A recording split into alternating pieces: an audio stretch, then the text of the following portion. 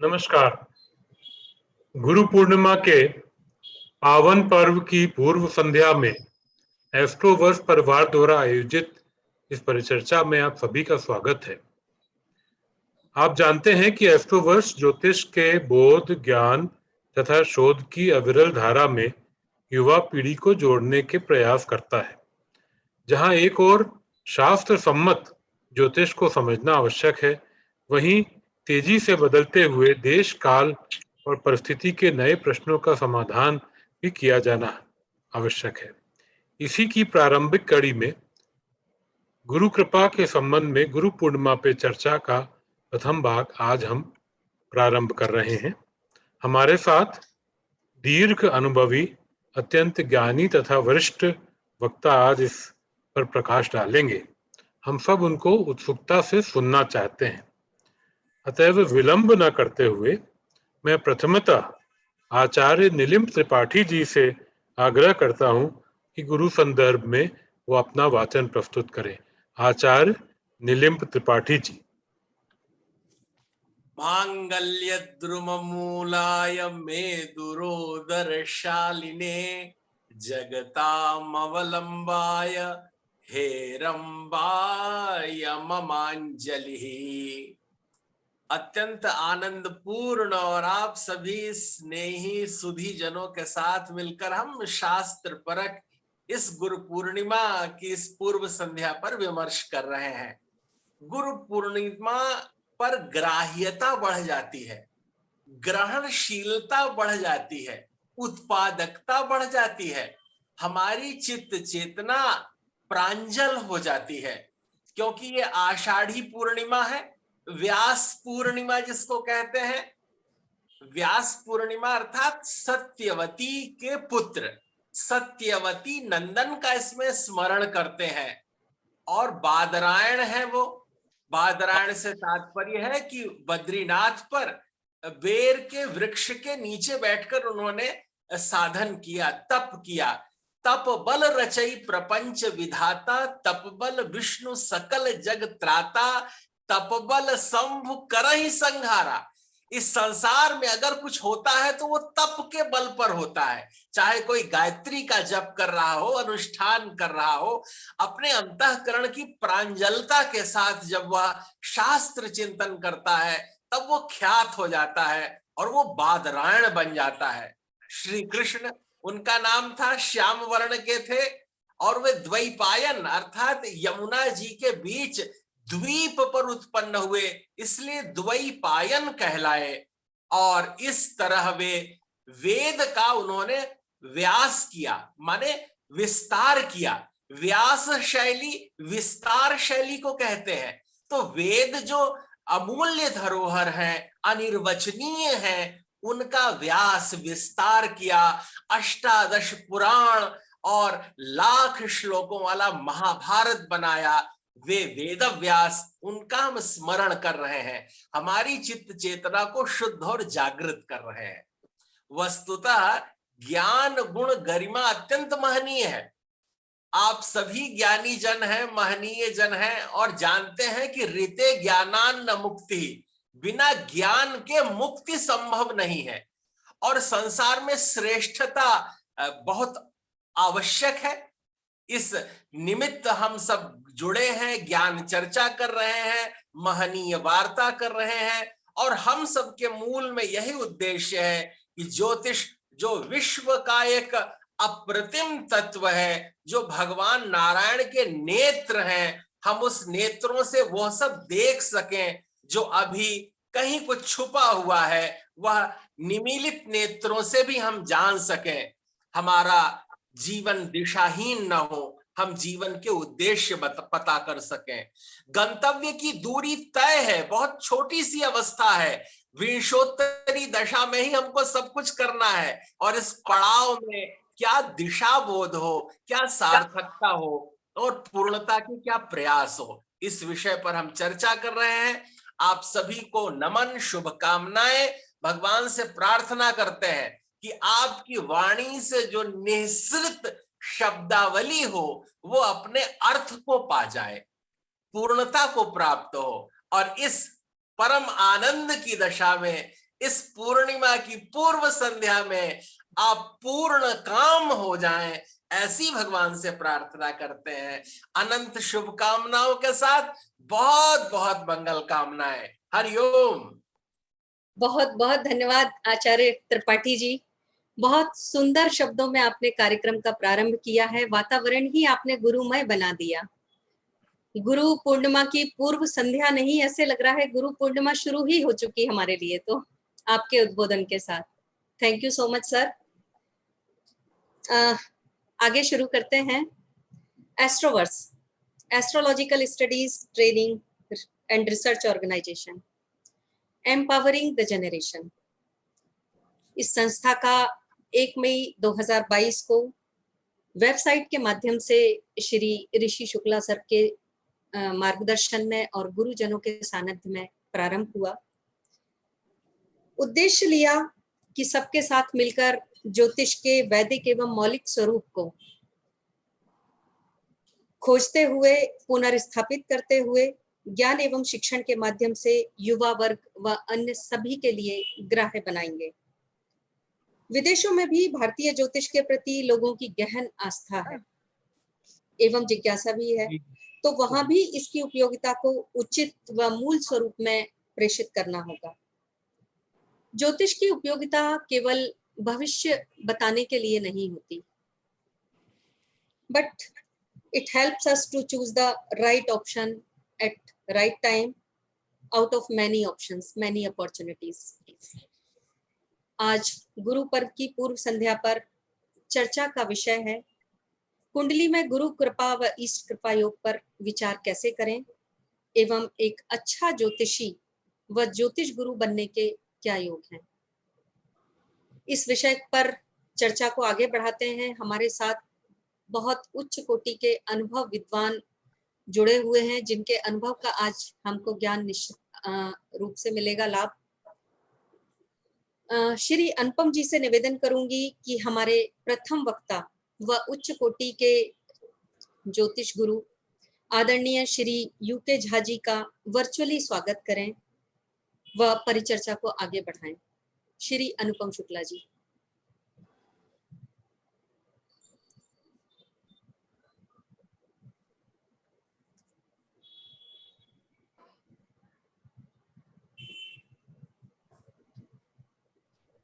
अनुपम जी mute है।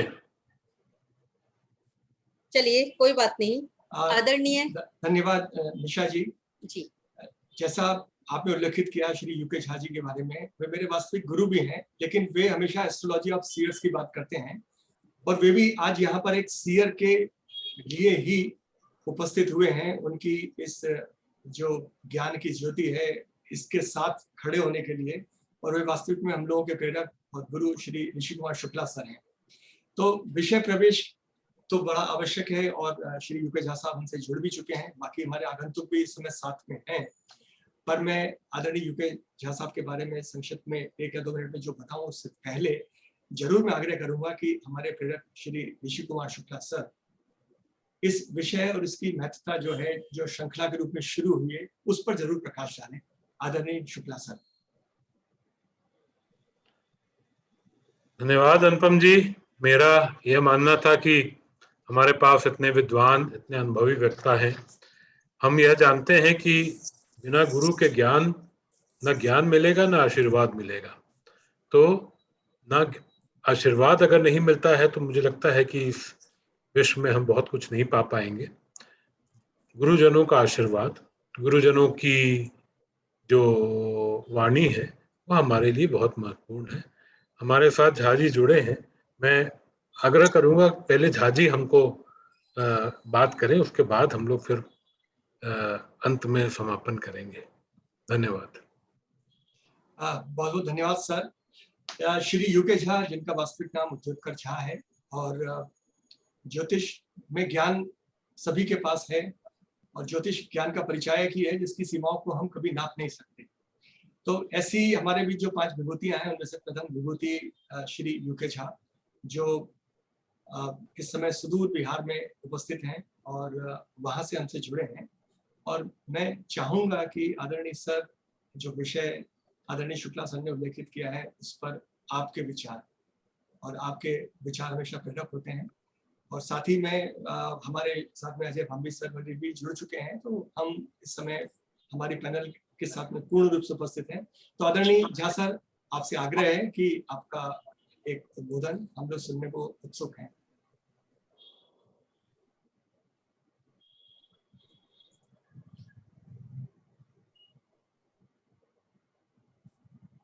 Jha sir, आप मुझे सुन पा रहे हैं?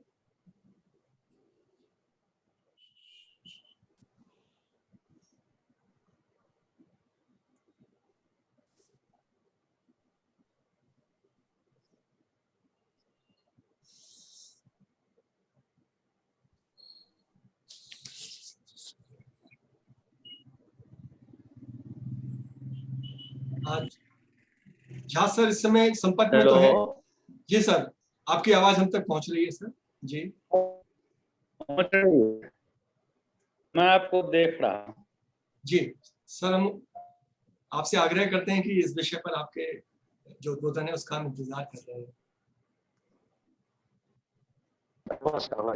सबको सुना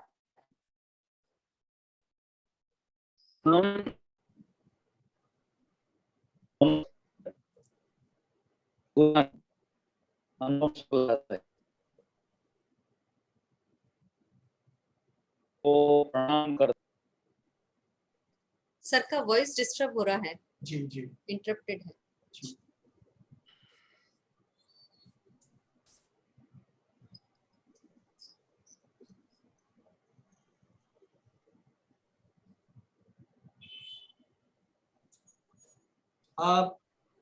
मैं फिर से प्रयास करता हूं सर से जुड़ने का, व्यक्तिगत उनसे संवाद करके, और मैं यहाँ आमंत्रित करता हूं हमारे एक और विशेष अतिथि मुख्य वक्ता के रूप में आदरणीय अजय भांबी सर भी जुड़ चुके हैं।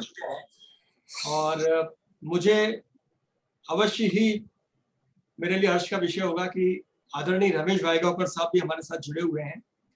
तो व्यक्ति परिचय और विषय परिचय दोनों, रमेश वायगांवकर साहब, आपसे अनुरोध करता हूं कि आप ही दें इस अवसर पर, और श्री जी अजय भांबी साहब को भी हम सुनना चाहते हैं बहुत ही ज्यादा।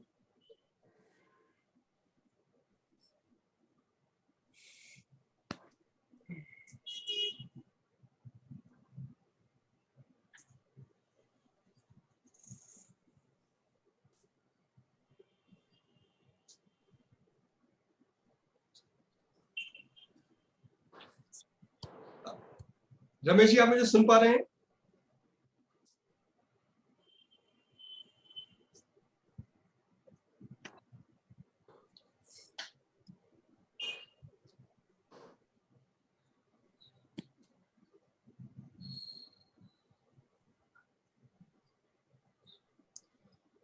शायद उन तक आवाज नहीं जा रही है। जी अनुपम जी, जी।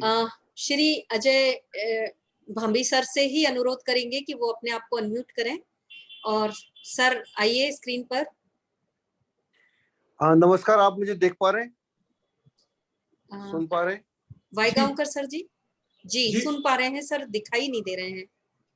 अजय सर, आपका कैमरा शायद आपकी तरफ नहीं है अभी। जी, कैमरा मेरी तरफ नहीं। जी हाँ, अब आपको देख पा रहे हैं सर। जी ठीक, नमस्कार। नमस्कार, आप सबका बहुत बहुत शुक्रिया मेरे को इस कार्यक्रम में इनवाइट करने के लिए। वायगांवकर जी जो हैं हमारे बड़े पुराने मित्र हैं, और उन्होंने ही मुझे आग्रह किया इस कार्यक्रम में आने के लिए, लेकिन उनकी वहाँ पर लाइट नहीं है, बिजली नहीं है, इस कारण से वो शायद ज्वाइन नहीं कर पा रहे। बीच में अभी आया था मैसेज कि ज्वाइन कर रहे हैं, लेकिन वो कर नहीं पाए, शायद लगता है लाइट का प्रॉब्लम है। कोई बात नहीं सर, हम इंतजार करते हैं। आप हमारे साथ जुड़ गए हैं, ये भी बहुत प्रसन्नता की बात है। मैंने आपको सुना है और आज पुनः अवसर मिला है आपको सुनने का। तो सर आप अपना उद्बोधन प्रारंभ करिए। आज का विषय मालूम ही है। जी सर। जी, आपका आज का जो विषय है बहुत सामयिक है। गुरु पूर्णिमा की संध्या पर, मतलब eve पर, on the eve of Guru Purnima, it's a wonderful idea to have a debate or discussion. It's not a debate, it's a discussion on this subject. And it's a very rare subject. हम इस subject को बहुत ज़्यादा importance नहीं देते।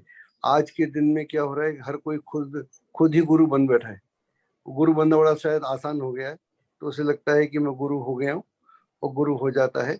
जबकि गुरु की बात जब कबीर बोलते थे, तो कबीर बोलते थे कि पानी पीना छान कर, गुरु करना जानकर। और ये आज से 500-600 साल पहले बोलते थे, तब पानी को छान कर पीने का कोई जरिया नहीं था। आज तो हमको लगता है कीड़े मकोड़े बहुत सारे होंगे, बहुत सारे माइक्रो एलिमेंट्स होंगे, लेकिन उस समय वो बोलते थे कि जिस तरह हम पानी को छान कर पीते हैं, ऐसे ही गुरु को जानकर करना चाहिए। और फिर कबीर आगे ये भी बोलते हैं कि गुरु गोविंद दो खड़े कहा के लागू पाए, बलिहारी गुरु आपने गोविंद दियो बताए। तो गुरु की इसी बात से, उससे पहले जो पहले आपके वक्ता थे बहुत बढ़िया बोल रहे थे, उन्होंने व्यासपीठ का बोला, व्यास की बात की, बहुत सारी बातें की, पूरा शास्त्रीय तरीके से उन्होंने गुरु की महिमा का जो व्याख्यान किया, वो अपने आप में बड़ा अद्भुत था और बहुत ही प्रेरणादायक है, और इस सब से हम परिचित भी हैं। आपका एक विषय, गुरु कुंडली में क्या करता है, बृहस्पति कुंडली में क्या करता है। अगर बृहस्पति आपकी कुंडली में अच्छा नहीं है, तो फिर वो कुंडली भी बहुत अच्छी नहीं होती, चाहे कोई लगन हो, कोई स्थिति हो, तो गुरु का कुंडली में होना बहुत अच्छा है। और गुरु के बारे में एक और मैं बात बताऊं, मैंने महसूस किया है, अनुभव किया क्या है। मान लीजिए कि आपकी कुंडली में गुरु बैठा हुआ है और वो उसको कोई ग्रह देख नहीं रहा, ना ही वो किसी ग्रह से युति बना रहा है, तो ऐसे में गुरु कुंडली में कमजोर होता है, गुरु पावरफुल नहीं हो सकता। उसका कारण है, गुरु के लिए उसका शिष्य चाहिए। कोई शिष्य तो हो, चंद्रमा हो, सूर्य हो, मंगल हो, राहु हो, गड़बड़ करेगा कुछ तो हो, केतु साथ में हो, तो कोई ना कोई उसे चाहिए। जिस तरह गुरु अगर गुरु के साथ कोई नहीं है तो गुरु शांत बैठा हुआ है, चुपचाप बैठा हुआ है। मान लीजिए गुरु आपके दशम भाव में बैठा है, किसी को देखता नहीं है और कोई उससे संपर्क नहीं बना रहा, तो गुरु बैठा हुआ है, आप अपना काम करते रहिए, और जो आप काम करेंगे उसका आपको फल भी नहीं मिलेगा, क्योंकि लोग आपसे फायदा उठाएंगे। क्योंकि आप इतने भले होंगे तो लोग आपको हर तरह का काम सौंप देंगे। अगर आप किसी ऑफिस में काम करते हैं तो चाहे अधिकारी होंगे तो सौंप देंगे, अगर जूनियर हैं तो आप फंसने वाले हो। तो गुरु के लिए कुंडली में बहुत इंपॉर्टेंट है, आपकी कुंडली में कोई भी गुरु हो, किसी भी राशि का हो, उसके साथ कोई ना कोई कनेक्शन होना चाहिए। अगर कनेक्शन नहीं है तो ग्रह पावरफुल नहीं होता। अगर मान लीजिए चंद्रमा से योगी बनाता है, सूर्य से अलग योग बनाता है, शनि से भी योग बनाता है, अगर वहाँ शनि हो और गुरु आमने सामने हो, आप देख लीजिएगा कोई नेता होगा या कोई फेमस आदमी होगा, उसी कुंडली में शनि और गुरु का कनेक्शन अवश्य आपको मिलेगा। उसके बिना बात ही नहीं बनती, क्योंकि शनि पब्लिक की बात कर रहा है और गुरु कृपा की बात कर रहा है। तो पब्लिक से कनेक्शन आपका तभी हो सकता है जबकि आपके गुरु से उसकी कनेक्शन हो। जैसे आपके गुरु मान लो छठे घर में है, 8वें घर में है, 12वें घर में है, कनेक्शन हो जाए। अगर मान लो छठे घर में गुरु है, 12वें में चंद्रमा हो जाए, सूर्य हो जाए, मंगल हो जाए, तो कुंडली चाहे कितनी खराब हो फिर भी महान हो जाती। गुरु को पावर मिला, तो गुरु को सपोर्ट चाहिए। तो कुंडली में अगर हम गुरु को दिखना चाहें तो हमको ये समझना पड़ेगा कि गुरु का connection is very very important. If Guru is not connected with other planets, then Guru is just good. That's it. जितना गुड कर सकता है, क्योंकि आपने वैसे ही बोलते हैं ना, गुरु से अगर पूछो नहीं तो गुरु आपसे बात भी नहीं करता। गुरु तभी बोलता है जब उसको आपकी जरूरत हो, और आप ना पूछे तो गुरु चुप रहता है। और अगर अच्छा शिष्य हो तो गुरु ढूंढता है और ढूंढ के जाता है उसके पास। और हमने बहुत सारी कहानियां सुनी हैं। एक कहानी मुझे याद आ रही है, ऐसा लोग बोलते हैं कि विवेकानंद और उनमें उनके गुरु में कहते हैं, स्वर्ग में झगड़ा हो रहा था कि पहले कौन जाएगा, कि तुम जाओ कि मैं जाऊं। बोले पहले तुम जाओ पहले मैं जाऊं, तो ये भी एक चक्कर चलता है। अगर गुरु सच्चा हो तो वो चेले की तलाश में रहता है, उसे उच्च कोटि का शिष्य चाहिए। और जब शिष्य होता है अच्छा, तो उसको ये वहां से गुरु का पूरा व्यक्तित्व निखर के आता है। बुद्ध के बारे में बोलते हैं, बुद्ध बहुत सारे गुरुओं के पास गए, उन्हें बहुत गुरु मिले, और जिस गुरु ने जो बोला कि इतने दिन उपवास करो, उन्होंने उससे डबल कर दिया, ये क्रिया करो, वो क्रिया कर दी। बाद में गुरु से पूछा अब मैं क्या करूं, तो गुरु बोले भाई मुझे कुछ नहीं आता और तुम जाओ। तो ऐसा भी होता है, कभी शिष्य अच्छा हो तो गुरु घबरा जाता है। वरना शिष्य और गुरु में एक तारतम्य होना चाहिए। जैसा कुंडली में मैंने बोला, गुरु का अन्य ग्रहों के साथ तारतम्य होना चाहिए। ऐसे ही अगर आपका गुरु सच्चा गुरु हो, उस गुरु के साथ आपका बढ़िया तारतम्य हो, तो फिर ये सोने में सुहागे जैसी बात है। और आप इस जीवन में, गुरु के बिना जीवन भी अधूरा है। अगर गुरु नहीं है तो फिर आपको बड़ा मुश्किल हो जाता है। मेरी जिंदगी में थोड़ा अफसोस की बात है कि मुझे कोई ज्योतिष मेरा गुरु नहीं है। मैं बहुत जगह गया, मुझे भगा दिया गया। बड़ी अजीब सी बात है। तो मैं सीख तो गया, आपके सामने बैठा हुआ हूँ, मेरे बहुत शिष्य हैं, अलग बात है। लेकिन उस पूरे प्रोसेस में क्या हुआ, मेरी यात्रा बड़ी लंबी हो गई। मेरी यात्रा जो बड़ी सीधी हो सकती थी तो बड़ी लंबी हो गई। गुरु के बिना भी यात्रा संभव है, लेकिन वो यात्रा बड़ी लंबी हो जाती है। और जब गुरु मिलता है तो यात्रा आसान हो जाती है। और आध्यात्म में मेरे गुरु हैं तो मुझे वहाँ दिक्कत नहीं होती, तो वहाँ मेरे को आसान हो जाता है। इसलिए गुरु इज मस्ट। गुरु के बिना ज्ञान प्राप्त नहीं होता। और गुरु कुंडली में अच्छा ना हो तो कुंडली वो ज़्यादा पावरफुल नहीं होती। और अगर गुरु अच्छा नहीं होगा तो फिर कुंडली में वो दम नहीं आती, और जो कर सकते हैं आप नहीं कर सकते। और कुंडली में जब भी आपके साथ और भी दर्शक जुड़े होंगे, देखते होंगे, तो उनसे यही है कि कुंडली में गुरु की पोजीशन देखिए, बाकी सबकी इंपॉर्टेंट है। हर ग्रह अपने आप में गुरु है। कई स्थिति में केतु गुरु हो सकता है, कहीं राहु गुरु हो सकता है, कहीं सूर्य गुरु हो सकता है। तो गुरु मीन्स जो आपको दिशा दे दे, जो आपको एक मार्गदर्शन कर दे, जो आपको मुक्ति के मार्ग पे ले जाए, वो ऐसा गुरु होता है। तो गुरु की महिमा का तो इतनी अपार महिमा है, हम जितना बोले उतना कम है। लेकिन गुरु का सशक्त होना बहुत इंपॉर्टेंट है। और गुरु तो अपने भीतर भी बैठा हुआ है, हम कहाँ ढूंढ रहे हैं। कुंडली में जो मेरे अनुभव में आया, गुरु अकेला नहीं होना चाहिए, उसके ऊपर कोई ना कोई कनेक्शन हो, तब वो कुंडली बहुत विशिष्ट हो जाती है। वरना कुंडलियां आम हो जाती हैं। गुरु की चर्चा पे आपके साथ बहुत सारे लोग हैं, और मेरे को रमेश जी ने बोला था बहुत ज्यादा मत बोलना, तो मैं ज्यादा नहीं बोलना चाहूंगा। बहुत बहुत शुक्रिया, धन्यवाद आपका। बहुत बहुत जी धन्यवाद। जी सर, बहुत धन्यवाद sir. Shri doctor Bhambi sir, बहुत बहुत धन्यवाद। बहुत अच्छी बात आपने बताई कि गुरु को अकेला नहीं होना चाहिए, या तो उन पर किसी की दृष्टि हो, साथ हो, या फिर उनकी दृष्टि किसी पर हो। बिल्कुल सही बात है। व्यक्ति का अकेले तो कोई उसका औचित्य ही नहीं होता किसी का भी, जब तक कि उसको परखने वाला या उसको साथ देने वाला कोई दूसरा ना हो। बिल्कुल सर, बहुत अच्छी बात कही है। और जहां तक गुरु की महिमा की बात है, वो भी सब धरती कागज करूं, लेखनी सब बनराज, सात समुद्र की मसी करूं, गुरु गुण लिखा न जाए। जी ये भी कबीर साहब थे। जी सर, बिल्कुल बहुत बहुत धन्यवाद, जी, मुझे बहुत अच्छा लगा। और जब भी आप कभी भी दूसरा कार्यक्रम करें तो मुझे जरूर याद कीजिएगा। बिल्कुल सर, बहुत थैंक यू बहुत सर। बहुत thank you very much. Thank you. आदरणीय हाँ। भांबी सर, आपने जो गुरु के सशक्त और उसकी दिशा के बारे में बात की, मैं आपको स्मरण दिलाना चाहूंगा 89-90 का JNTB का।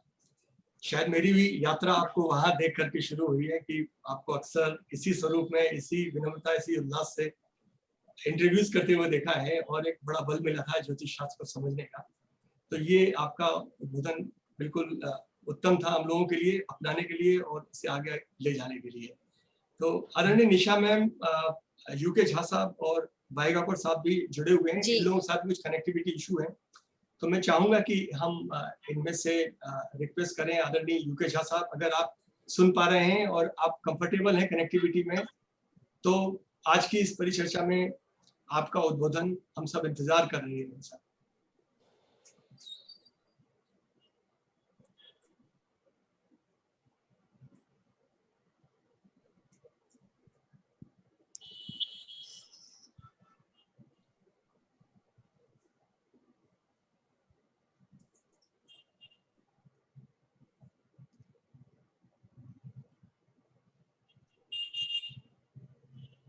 आप हेलो। जी सर, हम आपको सुन पा रहे हैं सर, आपका स्वागत है पुनः। मैं भी सुन रहा हूँ।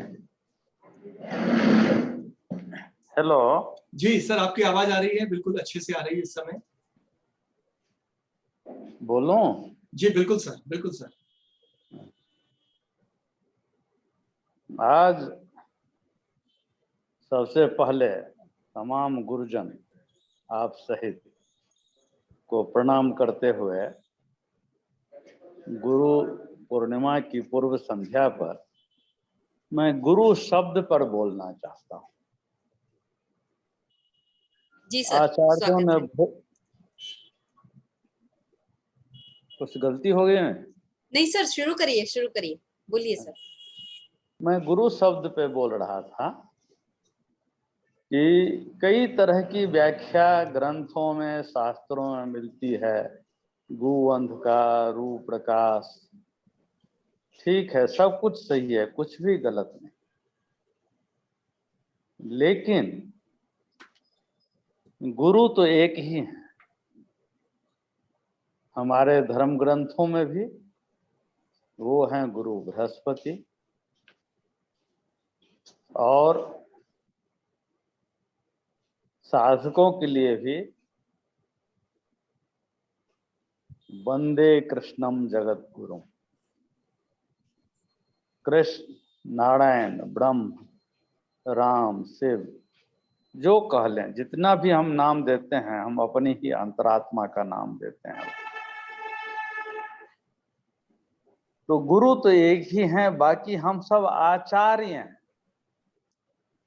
ये गुरु परंपरा, ये gurudom, this is not original in our Vedic culture, Vedic ethos.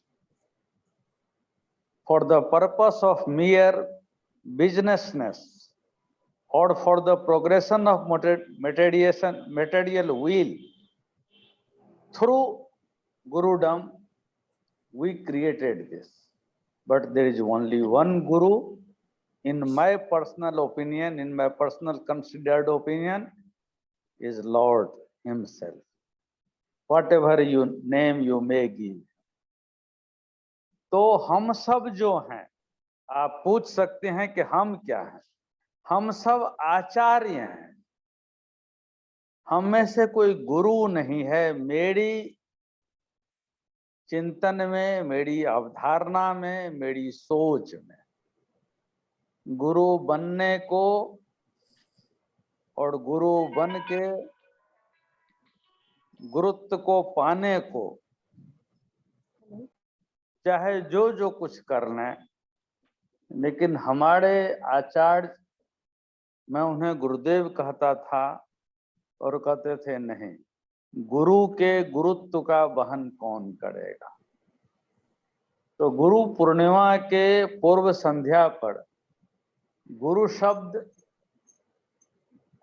बहुत ही महत्वपूर्ण है, और मैं तमाम बंधुओं से निवेदन करते हुए अपने आचार्यों से कहूँगा कि हम आचार्य ही रहें।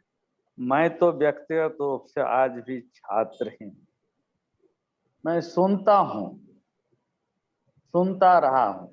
उदाहरण के लिए अभी मैं अजय वामी जी को सुन रहा था। आज से तकरीबन 25, 26, 30 या 28 वर्ष पहले मैं उनसे मिला था, बात हुई थी। उन दिनों कोई वो शायद चैनल भी चलाते थे।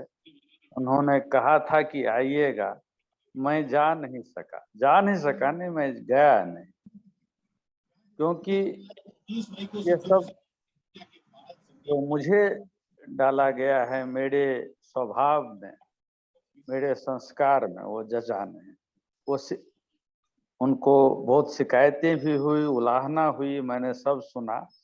भामी जी सुन रहे होंगे। तो और आज भी मैं उसमें परिचित नहीं हूँ, मैं आज भी उस रास्ते में नहीं जा रहा। और अब तो मैं सांध्य बेला में हूँ जिंदगी की।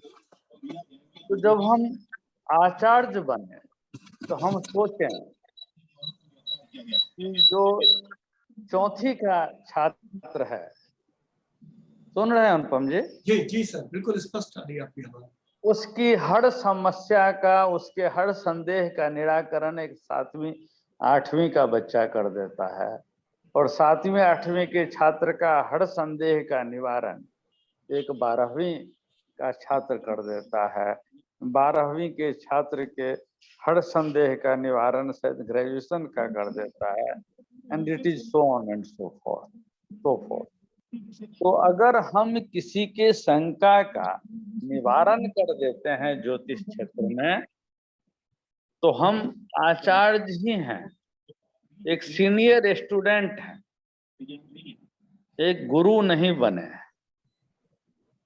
क्योंकि गुरु तो वो होता है जो चित्त भूमि पे उतर के संस्कार के अवरोधों को मिटा करके साधना के मार्ग में आगे बढ़ा लेता है। साधारण शब्दों में कि गुरु हाथ पकड़ लेता है और चलने लगता है। शिष्य वहां तक ही चल पाता है जहां तक उसकी कर्मजनित सामर्थ्य होती है। तो गुरु पूर्णिमा की पूर्व संध्या पे मैं इतना ही कहूंगा कि गुरु होंगे, गुरु हैं, गांव के गांव को पैर पुजाने वाले गुरु भी हैं। मैं किसी से व्यक्तिगत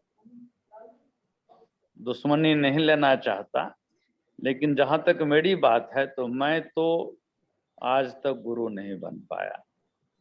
आचार्य मुझे अनेक मिले, और मैं जो भी कहता हूँ, जो भी मिलता है और गुरु कहता है, तो मैं कहता हूँ कि मेरे पर कृपा करो, आचार्य कहो। क्योंकि अगर मैं जाकर के 6ठी 8वीं 10वीं क्लास में एडमिशन ले लेता हूँ और मैं सोचूं कि मुझे गुरु मंत्र मिल गया, तो ये मेरी सोच होगी, ये मेरी अवधारणा होगी, लेकिन मुझे एडमिशन मिला है, गुरु मंत्र नहीं मिला, और मैं गुरु नहीं बना हूं, आचार्य भी नहीं बना। अब कई लोग हैं ज्योतिष जगत में, मैं भी देखता रहता हूं, पढ़ता रहता हूं, पोस्ट से, शरीर से अशक्त हूं, बीमार हूं, और आपके आदेश पर मैं हूं, लेकिन मैं बार बार यही कुछ है, गुरु की पोजीशन को देखिए। अरे गुरु की पोजीशन को क्या देखोगे? 1 साल तक गुरु एक राशि में रहता है, और हर दिन 2 घंटे के लिए गुरु एक लग्न में या एक राशि में रहता है, किसी लग्न में जन्म हो तो 24 का 2 मतलब 12वां हिस्सा, और 1 साल का 12वां हिस्सा। तो क्या कहना चाहते हैं कि 1 महीना तक जिसका गुरु है वो बहुत शुभ है, उच्च है, ये है, वो परम गुरु बन रहा है। और गुरु अगर नीच राशि में है तो क्या 1 वर्ष तक जो है सब वैसा ही होगा जो मैं कहना नहीं चाहता। तो ये सब चीजें जो हैं ये अनुचित हैं मेरी नजर में, ये सार्वभौम सत्य नहीं है। लेकिन मैं मानता हूं कि ऋषियों का यह विज्ञान एक सनातन सत्य, एक सार्वभौम सिद्धांत अपनी बेसिक पर में टिका हुआ है, और इतना सुदृढ़ है कि हम एक द्रोणाचार्य की तरह, द्रोण मतलब होता है चिड़िया ऐसा जिसकी सफेद पक्ष है और जो मांसभक्षी है, तो हम वहां भी नोच लेते हैं द्रोणाचार्य बन के जहां पे मांस है ही नहीं। तो यह बन के जो भी हम कर रहे हैं वो हमारा कर्म है, यह सनातन धर्म नहीं है। अगर हमारे ऋषियों ने देव गुरु कह करके बृहस्पति को ही गुरु माना, यह सनातन धर्म की मर्यादा है। अगर किसी ने पराशर होड़ा शास्त्र लिख के अपना नाम नहीं दिया तो यह उस विद्वान की मर्यादा है 9 की यह उसने कहा कि जो भी लिखा है वो पराशर मुनि ने लिखा है। और जब भी हम मर्यादा का अतिक्रमण करते हैं, मर्यादा का दूसरा नाम लक्ष्मण रेखा है, तो स्वाभाविक है कि सीता हरण हो जाएगा। वरना हम सोच सकते हैं कि जिस सीता के लिए स्वयंवर हुआ था वो किस लिए हुआ था, जिसके बाहों में उतनी बल थी कि धनुष को हटा करके वहां साफ सुथरा कर दिया, और वह विशाल बाहुबल वाली सीता एक लौकी के बोरे की तरह लद के चली गई रावण के कंधे पर। वही सीता जिसने सहस्त्रार्जुन के 1000 बाहों को काट दिया। भवभूत की उत्तर रामायण की मैं बात कर रहा हूँ।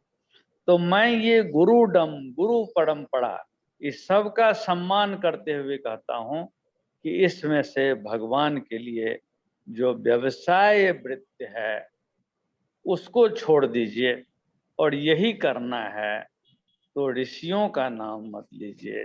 वो ऋषि जो केवल माना प्रोफाउंड विजडम के स्वामी ही नहीं थे, केवल एक्स्ट्रा सेंसरी परसेप्शन के स्वामी ही नहीं थे, वो बहुत कुछ थे। और वो किसी भी गुरु ने कभी अपने आप को गुरु नहीं कहा, वो भी आचार्य तक ही रहे। तो मैं तो छात्र ही हूँ, लेकिन मेरा निवेदन है तमाम उन गुरुओं से जो गुरु पूर्णिमा के नाम पर में यथा कथा तथा जथा जो भी कर रहे हैं वह एक आचार्य के रूप में करें। हम एक सफल आचार्य बन सकें, हम छात्र को बता सकें कि ज्योतिष क्या है,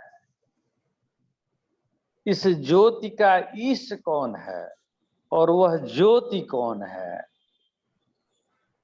अध्यात्म में हम कह सकें कि ये अध्य जो अध्ययन है जिस आत्म का, जिसकी ज्योत की बात से ज्योतिष बन रहा है, तो वही बहुत बड़ी बात हो जाएगी, कम से कम 2% ईमानदारी के साथ।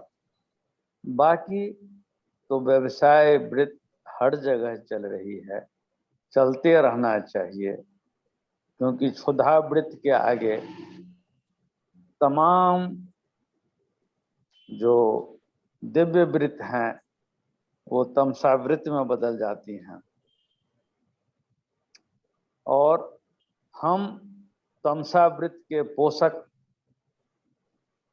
हजारों वर्ष से कम मेरी जितनी समझ में आई इतिहास में कम से कम 2500 वर्ष से तो आज हैं ही। लेकिन अब जब ऋषि शुक्ला साहब जैसे संभ्रांत और सुदृढ़ सुश्रेष्ठ व्यक्तियों ने ऋषि कृपा से पहल लिया है, तो सबसे बड़ी चीज जो है वह हमारे बीच में है हमारी अपनी ईमानदारी। Let us set our own clock of honesty to read ourselves in different phase of times। अगर हम समय के साथ बदल गए तो कुछ नहीं रहे। हम कट गए हैं शुक्ला जी? जी नहीं, आपको सुन पा रहे हैं सर हम लोग? जी, यू कैन कंटिन्यू। जी बिल्कुल। तो मैं अब इसको क्लोज कट करना चाहूंगा। हम सब गुरुओं को आदर देंगे, लेकिन गुरुओं से निवेदन है वो एक बार अंतरात्मा को टटोल के पूछें कि वो गुरु हैं या आचार्य। मैं तो छात्र के रूप में ही पूछ रहा हूँ और छात्र ही रहूंगा, आपसे हमेशा जुड़ा रहूंगा जब भी कहिएगा। लेकिन गुरु पूर्णिमा की पूर्व संध्या पर मैं जो कुछ भी भूल गया कटु ही होगा तो शायद सोचने लायक होगा। धन्यवाद। Thank you sir. Shri UK Jha ji, आपने अपने उद्बोधन में आचार्य और गुरु के अंतर को पहचानने की बात कही। सही बात है, काफी हद तक समसामयिक है और यहाँ उपस्थित विद्वजनों के अंतर तक पहुंची भी होगी। आपका बहुत बहुत धन्यवाद सर। इंटरनेट कनेक्टिविटी शायद पुअर है, इस कारण आपके दर्शन नहीं हो पाए, लेकिन हमने आपकी वाणी सुनी। बीच में अगर कहीं कनेक्टिविटी ठीक होती है तो दर्शन लाभ भी अवश्य दीजिएगा सर। जरूर, मैं बिहार के बहुत रिमोट इलाके में बैठा हूँ, इसीलिए दिक्कत हो जी, रही। कोई बात नहीं सर, हम लोग नेक्स्ट टाइम उम्मीद करते हैं नेक्स्ट टाइम आपके दर्शन जरूर होंगे। Thank you so much sir. ज्योतिष निरंतर ही शोध एवं अभ्यास का विषय है। इसी के तहत श्री RS चानी जी ने भी अपने शोध किए और ज्योतिष की विधा को एक अलग ही आयाम में परिभाषित करने की कोशिश की, अपनी विधा को, कस्पल इंटरलिंक सिस्टम। बहुत मेहनत की सर ने, उस पर बहुत काम किया और काफी हद तक रिजल्ट्स उनके सटीक आते हैं। श्री चानी जी ने अपने ऑडियो और विजुअल आर्टिकल्स भी काफी सारे पब्लिश किए हुए हैं। कोई परिचय का मोहताज नहीं है यह नाम। आदरणीय श्री चानी जी, आप अनम्यूट करिए और अपना उद्बोधन आरंभ करिए अपने आज के विषय पर कि कुंडली में गुरु कृपा व इष्ट कृपा योग पर विचार कुंडली में देखकर कैसे करें। दूसरा, एक अच्छा ज्योतिषी व ज्योतिष गुरु बनने के क्या योग होते हैं कुंडली में, ग्रहों और भावों के आपस में क्या कनेक्शंस होते हैं जिनको देखकर हम ये समझ सके कि यह व्यक्ति ज्योतिष बन सकता है या फिर ये व्यक्ति ज्योतिष गुरु बन सकता है। तो ज्योतिषी बनने के क्या योग होते हैं। जी श्री चानी सर। धन्यवाद निशा जी, मेरी आवाज आ रही है आपको? जी, आवाज भी आ रही है, आपके दर्शन भी हो गए सर, मेरा प्रणाम आपको। शुक्रिया जी। विद्वानों को मेरा प्रणाम। सर अब आवाज कम हो गई आपकी, शुरू में आई थी। आदरणीय विद्वानों को मेरा प्रणाम स्वीकार हो। जी सुन पा रहे हैं आप? जी जी ओके, मुझको लगता ठीक ही है। ठीक है। एक ये सब्जेक्ट जो आज की डेट में गुरु पूर्णिमा के ऊपर दिया गया है, ठीक है। अभी झा साहब बोल रहे थे कि गुरु और जो आचार्य, उसके अंदर ये फर्क थोड़ा सा महसूस कर रहे हैं। देखें, चीज तो जो मैं सोचता हूँ, मैं अपने जो मेरे वर्ड्स हैं ये मेरे अपने हैं, ठीक है। और गुरु और आचार्य दोनों एक ही चीजें हैं, उसमें कौन सा फर्क पड़ेगा, किसी को आचार्य बोल दीजिए या गुरु बोल दीजिए। बच्चा जब जन्म लेता है और डिफरेंट स्टेजेस के ऊपर उसको डिफरेंट गुरुज मिलते हैं, ठीक है ना। आज अगर वो 6 महीने साल का है तो उसको उसकी माँ समझा रही है, 2 साल का होगा स्कूल में जाएगा, उसके आगे जाएगा उसको कोई और गुरु मिलेगा। आचार्य और गुरु में क्या फर्क है? मेरे को जो लगता है वर्ड का ही है, और उसमें और कोई खास बात नहीं है। अब एक चीज देखेंगे कि जो जो व्यक्ति बड़ा होगा उसको डिफरेंट लाइंस के अंदर कॉलेज ज्वाइन करेगा, वहां उसको दूसरे गुरु मिलेंगे, उससे और ऊपर यूनिवर्सिटी में जाएगा उसको और गुरु मिलेंगे। तो कहने का मतलब है कि जिंदगी में जो भी सीखना है एक गुरु का होना उसके लिए अनिवार्य है। और दूसरा, ये जरूरी नहीं है कि गुरु ही हर समय अपने शिष्य को समझाएगा या उससे उससे उसको मार्गदर्शन करेगा। कई बार तो शिष्य भी गुरु का मार्गदर्शन करते हैं, ठीक है ना। और अच्छा गुरु वही बनता है जो शिष्य के साथ वार्तालाप करके और अपनी स्किल को बढ़ाए, शिष्य की स्किल को बढ़ाए, ठीक है। अब गुरु की जरूरत तो आप देखें, मैं ये सोचता हूँ कि भगवान राम को भी पड़ी। भगवान राम उनको भी एक गुरु विश्वामित्र, क्या कहते हैं, व्यास साहब, यही थे ना, वशिष्ठ जी, सॉरी। तो भगवान राम के जो गुरु, पहले गुरु थे, वो गुरु वशिष्ठ रखे गए। चारों भाइयों को उन्होंने पढ़ाया, शास्त्रों का ज्ञान दिया। उसके बाद जब शस्त्रों की बारी आई तो विश्वामित्र जी आ गए। विश्वामित्र तो खुद किंग थे, उन्होंने एक प्रपोज किया राजा दशरथ को कि भाई आप चारों के चारों बच्चों को मेरे अधीन करो, मैंने इसको शस्त्रों का ज्ञान देना है। आप देखिए, भगवान जैसी जो है उनको भी एक गुरु की आवश्यकता पड़ी। ऐसे ही कृष्ण कृष्ण के जो पहले गुरु थे वो संदीपनी थे। तो महाभारत के अंदर भी देखिएगा कि पांचों पांडवों को भी शिक्षा देने वाले गुरु द्रोणाचार्य ही थे।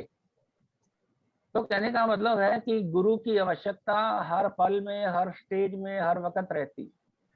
अब गुरु कितना प्यारा है आपके साथ या कितना दुलारा है, वो कितना आपको प्यार करता है, कितनी उसकी समझ है, वो कितना लेवल पे आपको समझता है, या स्टूडेंट जो है, जो उसका शिष्य, ठीक है, वो गुरु की कितनी रिस्पेक्ट रिगार्ड करता है। मेरा तो मानना एक है कि अगर शिष्य रिस्पेक्टफुली किसी भी गुरु से अपना ज्ञान प्राप्त कर रहा है, उसका रिगार्ड कर रहा है, तो उसको विद्या वहां से मिलती जरूर है। लेकिन जिस भी शिष्य ने अपने गुरु का अपमान किया, उसको विद्या कभी नहीं मिली। इस चीज का ध्यान रखिएगा। अब बात आती है ज्योतिष की। मैं करता हूं जी कस्पल इंटरलिंक एस्ट्रोलॉजी। तो बात प्लैनेट्स की आ रही है कि जुपिटर जो है, एक जुपिटर अगर कुंडली में अच्छा होगा तो उसमें उस कुंडली में दम आ जाता है, ठीक है ना। अब आप ये देखिए, ट्रेडिशनल ज्योतिष के अंदर कुछ ग्रहों को मेलेफिक क्या कहते हैं, नेचुरल मेलेफिक बोला गया है, और कुछ को नेचुरल बेनिफिक बोला गया है। गुरु हैं, शुक्र हैं, ठीक है ना, और मरकरी और मून जो है, इनको बेनिफिक प्लैनेट बोला गया। मंगल को, राहु को, केतु को और शनि को, इसको कहते हैं ये मेलेफिक है, नेचुरल मेलेफिक है। सन सेपरेटिव है। अगर सर जो मेलेफिक प्लैनेट हैं, ये भी तो शुभ फल देते हैं दुनिया में, आदमी के, व्यक्ति के जीवन में ये भी तो फुल जो है, ये भी शुभ फल देते हैं ना। फल तो भाव का मिलता है, ठीक है ना, फल भाव का मिलता है, प्लेनेट तो उसको मॉडिफाई करता है। आप ये देखिए, अगर कुंडली में लगन का संबंध 9वें भाव से बनेगा, ठीक है ना, 9वें भाव से कैसे बनेगा भाई, मैं अगर कस्पल की भाषा में बात करूं, क्योंकि मैं वो कस्पल ही करता हूं, तो लगन का सप्तम लॉर्ड अगर 9वें भाव के साथ इन्वॉल्व होगा, और जो उसकी कमिटमेंट और फाइनल कंफर्मेशन है वहां नेगेशन नहीं होगी, तो ये एक योग बन जाता है कि लगन का संबंध 9वें से बन गया। अब एक रेसिप्रोकल लिंकेज क्या लेंगे कि भाई 9वें भाव का सप्तम लॉर्ड जो है, 9वें भाव का संबंध भी लगन से बने। ओके, अगर वहां गुरु प्लेनेट आ जाते हैं, ठीक है, मान लीजिए लगन के सप्तम लॉर्ड जुपिटर हैं और वो मून के स्टार में आ जाते हैं, तो आपकी जो ट्रेडिशनल के अंदर है, ये एक गज केसरी योग बन जाएगा, ठीक है। तो एक गुरु का होना, गुरु का मतलब है कि जो कुछ वो विद्या बांट रहे हैं, जो भी उसके पास है, जो भी स्किल उसके पास है, वो टेक्निकल है, मैकेनिकल है, या फिर मेडिकल है, या ज्योतिष की स्किल है, ठीक है। तो एक बात से अटकना नहीं चाहिए। मुझे लगता है ज्योतिष को थोड़ा और आसान करना चाहिए। जो ट्रेडिशनल पंडितों ने, बुरा नहीं मनाइएगा, जो इतना कॉम्प्लिकेट किया हुआ है और रिजल्ट फिर निकलते नहीं उसमें, ठीक है, इस ज्योतिष को आसान करिए ताकि पब्लिकली उसका लोग पब्लिक फायदा उठा पाए उसको, ठीक है। तो बहुत सिंपल सा है भाई, अगर ज्योतिष में कुंडली में देखना है कि भाई उसका गुरु उसका वो संबंध बनेगा या नहीं बनेगा, तो सीधा बता दिया 9th हाउस गुरु का होता है और लगन का संबंध गुरु से होना चाहिए, और साथ में अगर बेनिफिक प्लैनेट आ जाते हैं तो वो जो लिंकेज है वो बहुत बढ़िया बन जाती है। और ऊपर से अगर दशा भी ऐसी आ रही है, और फिर जो प्लैनेट की स्ट्रेंथ है वो भी होनी चाहिए, ठीक है ना। प्लैनेट की स्ट्रेंथ हम 4 प्रकार से देखते हैं कस्पल के अंदर। प्लैनेट सबसे वीक साइन लेवल के ऊपर है, उससे स्ट्रॉन्ग अब आपका क्या बोलते हैं इसको, स्टार लेवल पे है, उससे स्ट्रॉन्ग सब लेवल पे है, और सबसे स्ट्रॉन्ग जो है वो रेसिडेंट लेवल पे है या सब लेवल पे है। अगर लगन का सब लॉर्ड रेसिडेंट लेवल के ऊपर 9 को इन्वॉल्व करेगा और 11 से कमिट कर देगा, तो ये ब्यूटीफुल योग है, ठीक है। तो इस प्रकार इसको देखें, तो ज्यादा इसको बहुत आसान है ये कुंडली के अंदर से ये ढूंढना, किसी भी प्रकार के लिंकेज, प्रोफेशन ढूंढना कुंडली के अंदर बहुत आसान है, ठीक है, और बॉडी पार्ट्स और डिजीज को ढूंढना बहुत आसान है। तो कुछ मेरे को लगता है कि ये जो ज्योतिष है हमारे बहुत गुरुजन है, बहुत लर्नेड और स्किल्ड हैं, तो इनको थोड़ा सा इस और ध्यान देना चाहिए कि ज्योतिष की जो है इसकी यूटिलिटी को और लोग आसान करें और एक अच्छे तरीके से इसको पेश करके लोगों की सेवा में आना चाहिए। ठीक है, गुरु हर गुरु है जी, आप जिससे भी विद्या कुछ ले रहे हैं वो सब गुरु हैं। ठीक है, मैं भी ले रहा हूँ और ये भी आपके भाग्य की बात है कि आपको गुरु कैसा मिलेगा। तो सबसे पहले आपके भाग्य में भी ये भी होना चाहिए कि एक अच्छे गुरु के साथ संबंध स्थापित हो जाए तो फिर आपकी लाइफ बन जाती है। ठीक है ना, मैंने तो कई बार देखा है, मैं तो नाम लेता हूँ अपने गुरु का, मेरा काम हो जाता है। इसका मतलब है पूर्ण रूप से कृपा है उसकी गुरु की। तो इस चीज को थोड़ा सा कायम करिए, गुरु की ओर अपना जो है अपना संबंध रखिएगा, अपना रिगार्ड रिस्पेक्ट दें उसको, उसकी एब्सेंस में भी। ठीक है ना, तो उसका तो अवहेलना नहीं करनी चाहिए, उसको तो रिस्पेक्ट देंगे। रिस्पेक्ट देंगे तो विद्या आपको अपने आप आ जानी, मैंने देखा है। ओके निशा जी, शुक्रिया, मैं इतना ही बोल पाऊंगा अभी। जी सर, धन्यवाद सर। आपका स्वास्थ्य भी ठीक नहीं था, इसके बाद भी आपने हमारी रिक्वेस्ट को स्वीकार करके आप यहाँ पर आए। Thank you so much sir. जी बहुत बहुत अच्छा आपने बोला सर कि जो भी गुण सिखाए वही गुरु है। बिल्कुल सही है, उसके लिए कोई एज, जेंडर, डिस्टेंस कोई मायने नहीं रखता। बड़ी बात है। चानी सर को मैंने भोपाल के इवेंट में देखा था, एक विनम्र स्वरूप, और आज भी जो बात थी वो आपका अपना एक व्यवहारिक सोच है। विषय में हम मतभेद रख सकते हैं, लेकिन इस तरीके के मंच पर हम लोग सिर्फ अपनी बात कह रहे हैं, और कभी किसी अन्य मौके पर हम इन चीजों पर, गुरु और आचार्य शब्द पर भी हम बात कर सकते हैं, ट्रेडिशनल के व्यवहारिक तथ्य पे भी या जो प्रासंगिक नई पद्धतियां पे भी। लेकिन मैं जो आपने बात कही है उस बात में आपके साथ एग्री अभी करता हूँ कि हाँ, ये यूटिलिटी का एक विषय है, लेकिन हम इसकी था, इसकी गहराई को किसी अन्य मंच पे कभी जरूर आपसे डिस्कस करेंगे। जरूर। Thank you sir. नहीं अनुपम जी, मेरा ये मानना है कि जितनी ये विद्या ज्योतिष जो इसको इतना कॉम्प्लिकेट किया गया है, ठीक है ना, उसको थोड़ा आसान बनाए गुरुजन जो भी है। ये आपसे सहमत हूं इस पे सर, बिल्कुल सहमत। तभी वो एक आम जनता तक पहुंचेगा, उसको बेनिफिट मिलेगा। जरूर सर। आदमी व्यक्ति जो बेचारा बच्चा अपने लाइफ में ये नहीं सोच पाता कि भैया उसको मार्गदर्शन नहीं मिल रहा कि मैं किस फील्ड में विद्या लूं। ठीक है, या मैं किस फील्ड में मैं नौकरी करूं या अपना व्यापार करूं। उसको अगर इतनी गाइडेंस मिल जाएगी ना स्टार्टिंग के अंदर ही, तो वो अपना कैरियर बना लेगा। मेरा ये सोच है। बिल्कुल आपकी बात से पूर्ण सहमत हूँ। इसीलिए ये विद्या में कई विविधताएं हैं, और ये भी ज्योतिष शास्त्र भी उसका एक अंग है। ठीक है सर। आपका स्वास्थ्य कैसा है पहले मैं जानना नहीं, अच्छा है, अच्छा है, बहुत अच्छा है। Thank you sir, thank you. तो अनुपम जी, इस चर्चा को आगे बढ़ाते हैं और विषय पर ही रहेंगे, विषय से हटेंगे नहीं। वापस से कुंडली में गुरु कृपा व ईष्ट कृपा योग पर कैसे विचार करें, वो कौन से योग होते हैं कुंडली में देखने पे जो पता चल जाए कि इनके ऊपर ईष्ट कृपा होगी या इनको गुरु कृपा मिलेगी। दूसरी बात, व्यक्ति की खुद की एक अच्छा ज्योतिषी बनने के क्या योग होते हैं। अगर किसी की कुंडली को देखा जाए तो उसको देख के हम कैसे बता सकते हैं कि ये अच्छा ज्योतिषी बनेगा, या फिर वो ज्योतिष गुरु तक बन जाएगा, यहाँ तक भी उसकी कुंडली के बहुत अच्छे योग हैं। यही विषय है। इसी तारतम्य में मैं आगे आमंत्रित करूंगी वैदिक ज्योतिष में एक लंबा अनुभव एवं ज्ञान रखने वाले आदरणीय श्री रमेश वायगांवकर सर जी। निवेदन है कि आप अपने विचारों से परिचर्चा के विषय को आगे बढ़ाएंगे। जी रमेश वायगांवकर सर जी, अनम्यूट करिए अपने आप को। जी हेलो। जी सर, स्वागत है आपका। नमस्कार। नमस्कार। अपना उद्बोधन आरंभ। जी आवाज बहुत अच्छी आ रही है, आपके दर्शन नहीं हो पा रहे हैं बस। दर्शन मैडम क्या है, आज लाइट नहीं है मेरे यहाँ पे, पावर अच्छा कट चल रहा है बारिश की वजह से, इस वजह से सबसे ज्यादा प्रॉब्लम रही। जी सर, आप और इसी वजह से जी ऑफ करके हुआ है। कनेक्टिविटी जा रही है नहीं सर, मोबाइल डाटा पे ही जा रहा है। जी सर, वॉइस ठीक नहीं आ रही है सर। हम आपसे थोड़ी देर में फिर से कनेक्ट करेंगे। हाँ। अगर आपके यहाँ इंटरनेट कनेक्टिविटी ठीक होगी तो।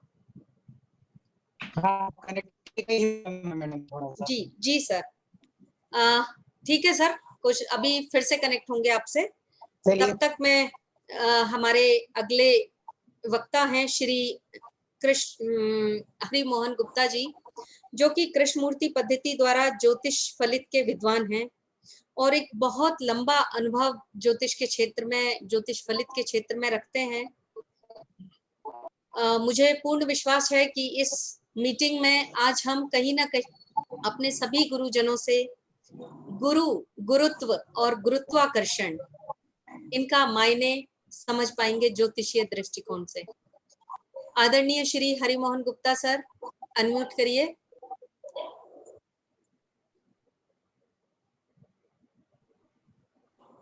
नमस्कार जी। सर नमस्ते, स्वागत है आपका। सभी लोगों को मेरा प्रणाम। सर दर्शन आपके भी नहीं हो रहे हैं।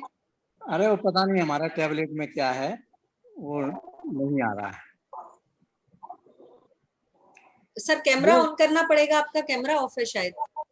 पता नहीं कहाँ से होगा कैमरा। नीचे देखिए, कैमरे का आइकन बना होगा, कैमरा जैसा बना होगा। कैमरा जैसा? हाँ, पता नहीं। लेफ्ट साइड में देखिए, लेफ्ट साइड में जहाँ माइक है उसी के पास बना होगा। आप अपने पास यहाँ से करोगे? सर हमारे यहाँ से नहीं होगा। आप मैं प्रयास कर रहा हूँ सर। सर आपके उसमें कैमरा का आइकॉन ही नहीं आ रहा है सर। आपके उसमें हाँ सिर्फ वॉइस का आ रहा है सर, कैमरा उसमें नहीं दिख रहा है। वॉइस पे कर ले जी, वॉइस पे ही सुन लो। जी सर, बिल्कुल।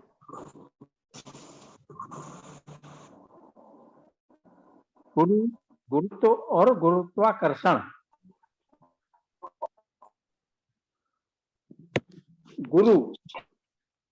गुरु का तात्पर्य है गंभीरता, समझदारी। इस कुंडली में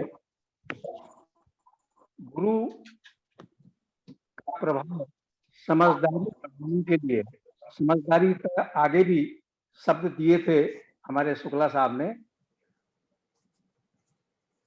प्रतिभा, प्रज्ञा, घी और पता नहीं जो भी घी और जो भी नाम थे, ये गुरु के ही और उच्चतम स्तर हैं।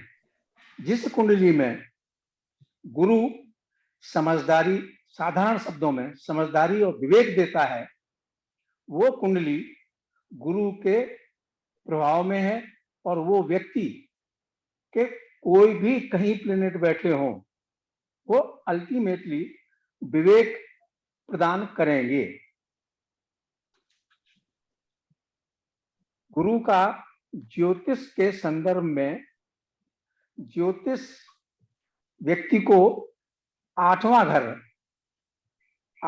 घर जब दूसरे और पहले घर से जुड़ता है, उस व्यक्ति में कहीं ना कहीं अननोन चीज बाहर निकलती है।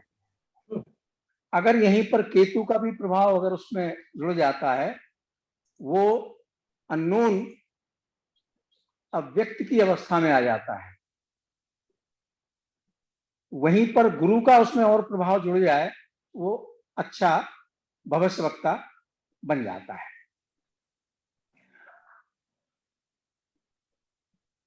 किसी भी कुंडली के 3 ही पार्ट होते हैं, राशि, भाव और ग्रह।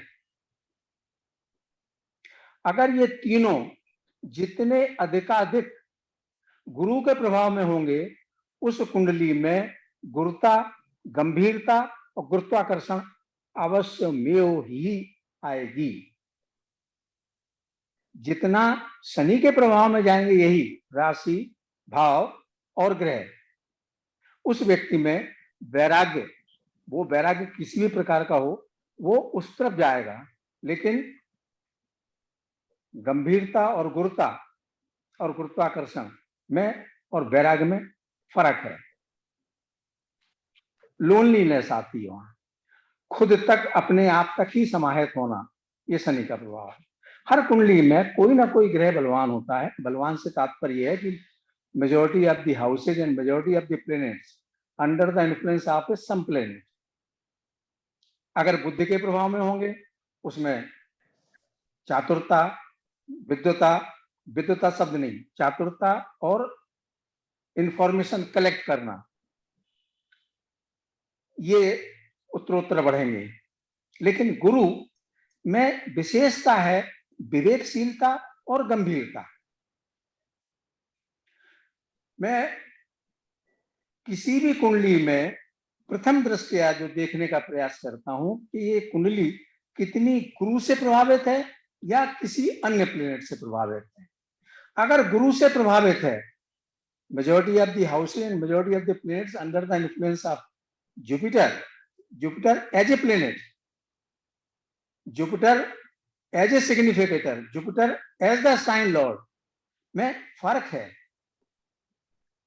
जब एज ए प्लेनेट वो नेचुरल बेनिफिक है तो उस व्यक्ति में समझदारी का भाव बढ़ता चला जाता। जिस व्यक्ति में गुरु की जितनी ज्यादा प्रधानता होगी वो विवेकशील हो गया, समझदार हो गया, स्वाभाविक सी बात है, उसका स्तर अन्य लोगों से ऊपर उठ जाएगा। ऊपर उठे हुए व्यक्ति को ही हम गुरु मान लेते हैं, गुरु मान लेते हैं। इसी प्रकार से किसी भी कुंडली में गुरु का प्रभाव सबसे पहले प्रथम दृष्टया देखा जाना चाहिए। दूसरी चीज, किसी भी व्यक्ति का कि वो ज्योतिष का शिक्षक होगा या ज्योतिष की, ये निर्भर करता है कि पहले तो वो गुरु के स्तर किस स्तर तक पहुंचता है। जितना समझदारी और विवेकशीलता का मतलब है कंसेप्ट क्लियर हो रहे हैं उसके। जिस व्यक्ति के जितने ज्यादा कंसेप्ट क्लियर होंगे, स्वाभाविक है कि वो दूसरे व्यक्ति को उतनी ही क्लैरिटी से अपनी बात को समझा सकता है। जितने भी अच्छे ज्योतिर्विद हुए हैं या जितने भी लोग ज्योतिष में एक शिखर प्राप्त किया है, उनकी कुंडलियों में आप 8वें घर की प्रबलता, गुरु से उसका संबंध अवश्य ही पाएंगे। हेलो जी, आ रही है सर आपकी आवाज आ जी। तो किसी भी क्षेत्र में विशिष्टता प्राप्त करना, विशिष्ट होना, ये गुरु की देन होती है। विशिष्टता प्राप्त करना ये किसी प्लेनेट से हो सकता है, किसी अन्य ग्रह से हो सकता है, लेकिन उस सब्जेक्ट में कंसेप्ट क्लियर और समझदारी डेवलप होना, प्रज्ञा डेवलप होना, ये गुरु के कारण से होता है।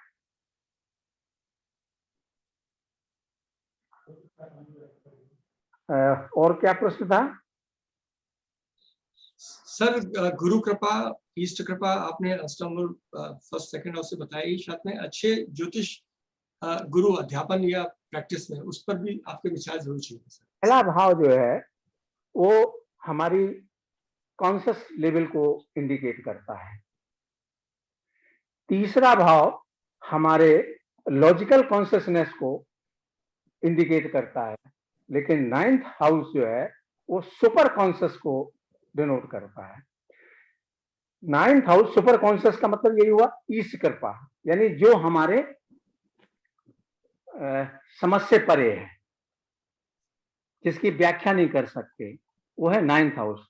3rd हाउस है लॉजिकली हम उस सब्जेक्ट में कितने अपने कंसेप्ट्स जो है क्लियर कर सकते हैं, लेकिन 9th हाउस सुपर कॉन्शियस है। जिस व्यक्ति का 9th हाउस प्रबल हो और गुरु से प्रभावित हो, उस व्यक्ति में ईश कृपा अवश्य में वो ही रहेगी। जी। दूसरा क्वेश्चन बोलोगे तो मैं बोलूंगा। इसके बाद ज्योतिष का गुरु, जिसे हम कह सकते हैं कि अदर देन प्रैक्टिस की अध्यापन में भी उतना ही संलग्न हो पाएगा, ट्रांसफर ऑफ नॉलेज। शिक्षक और गुरु बहुत फर्क है। शिक्षा देना, लेकिन वो शिक्षा का शिक्षा में व्यक्ति के कंसेप्ट क्लियर करना, ये गुरु का काम है। शिक्षा देना बुद्ध का काम है। शिक्षा का आदान प्रदान, हमारे पास कोई नॉलेज है, वो नॉलेज हमने किसी को अपनी लिमिट में ही हम ट्रांसफर करेंगे। उसकी खुद की कुछ नॉलेज है, वो उस हिसाब से ग्रेस्प करेगा। लेकिन अगर मैं क्लियर हूं अपने सब्जेक्ट में, हमारे फंडे बिल्कुल स्पष्ट हैं, तो मेरे बताने के ढंग पर व्यक्ति के फंडे भी क्लियर होंगे। ये गुरु का काम है। पहली बात तो 8वां घर जितना क्लियर होगा, क्लियर कैसे होगा? 8वें का 8वां कौन है? तीसरा। 8वें का 8वां तीसरा। 8वें का चौथा कौन सा है? 11वां।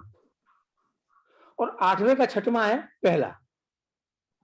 8वां घर जितना भी तीसरे से, पहले से, 11वें से जुड़ेगा, उतनी ही हमारे कंसेप्ट जो है वो क्लियर होंगे, व्यक्ति के कंसेप्ट क्लियर होंगे। वही अगर वो 2 और 10 को भी जोड़ता है और मरकरी से भी उसका कनेक्ट होता है, तो वो अपने कंसेप्ट को लॉजिकली डिलीवर कर सकता है। यहां पर मरकरी का भी इन्फ्लुएंस गुरु के अंडर ही होना चाहिए जी। जितना मरकरी गुरु के प्रभाव में होगा, उतने ही हम जो चीज डिलीवर कर रहे होंगे वो क्लियरली हम दूसरे को ट्रांसफर कर सकेंगे।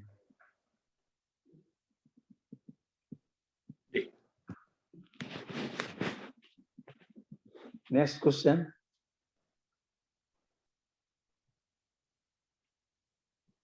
निशा ma'am unmute. Sorry sir, Shri Gupta sir, thank you so much. बहुत अच्छा आपने विस्तृत तरीके से समझाया।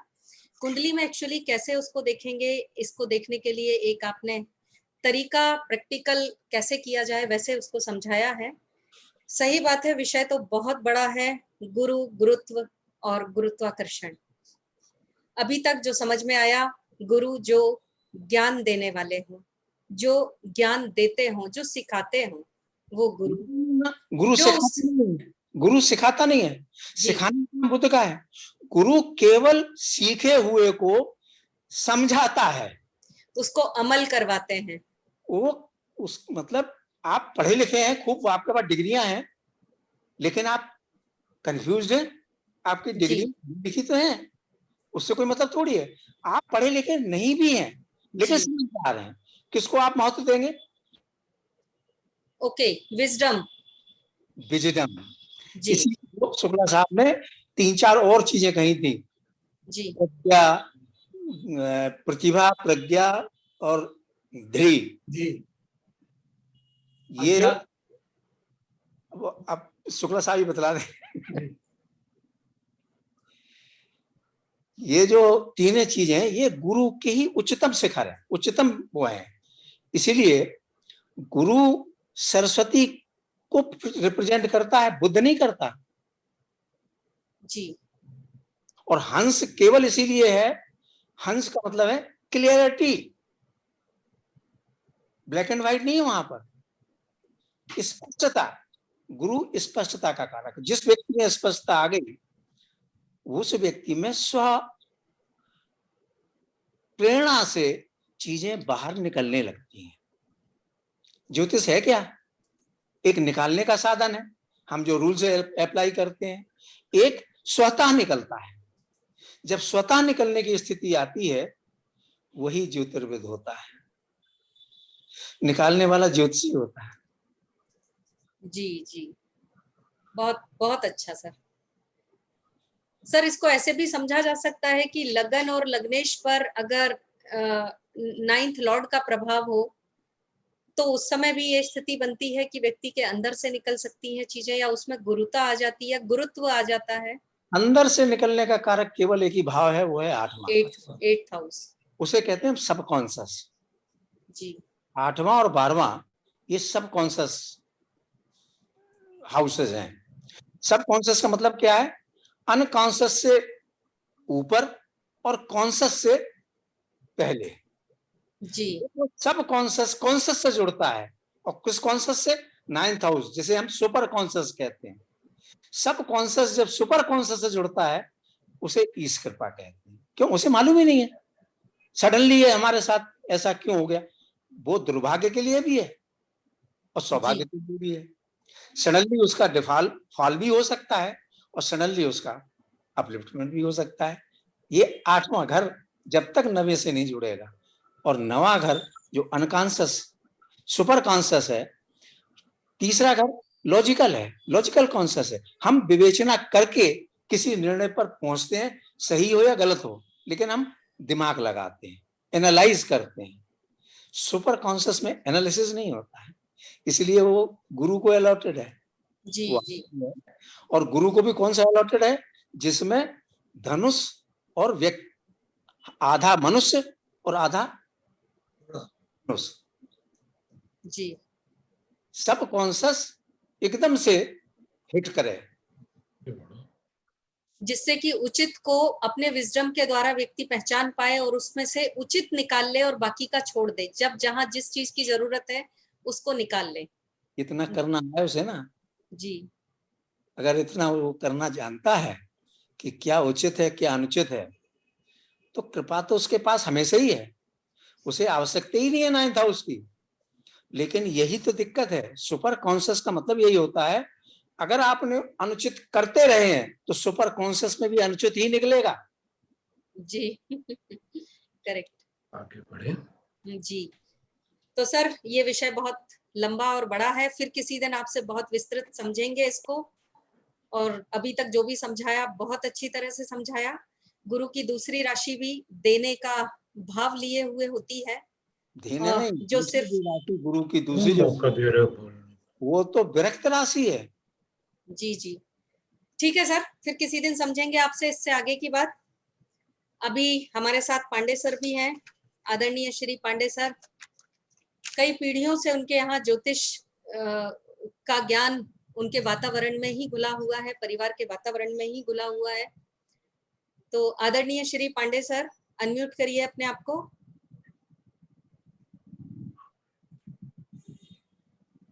श्री हेमचंद्र पांडे सर। नमस्कार। जी सर नमस्ते, स्वागत है आपका। जी जी बहुत बहुत धन्यवाद। आज की जी सर। चर्चा सभी विद्वानों से चर्चा में बहुत ज्ञान प्राप्त हुआ। अब शायद लगता है कि अधिक ज्ञान की आवश्यकता अब नहीं रही है, परंतु फिर भी मैं थोड़ी सी अपने अनुभव के आधार पे कुछ बातें बताना चाहता हूँ। वैसे तो गुरु कृपा सद आचरण करने वाले व्यक्ति को ही मिल पाती है। यह भी थोड़ी देर पहले गुप्ता साहब ने कहा कि अगर उसका आचरण ठीक होगा तो ही वो अच्छे कार्य करेगा। 9th हाउस जो संस्कार का है, 9th हाउस जो होता है धर्म है, तो धर्म मतलब संस्कार।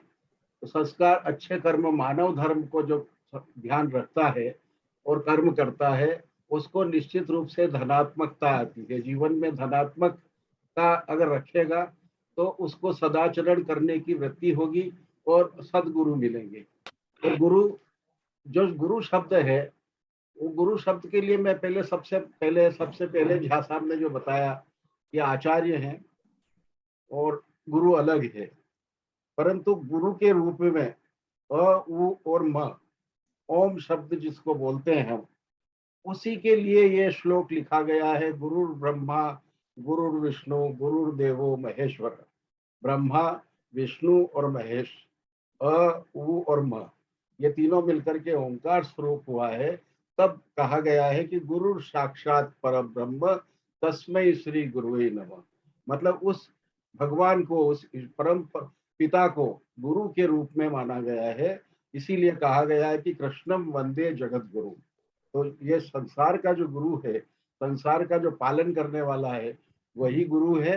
और उससे जो ज्ञान प्राप्त होता है, उससे जो हम, उनकी जो श्रृंखलाएं हैं, जगत गुरु तो वो है ही है, परंतु उनकी जो श्रृंखला के रूप में शिक्षा का दान करने वाला व्यक्ति है, उसको भी हम गुरु मान सकते हैं।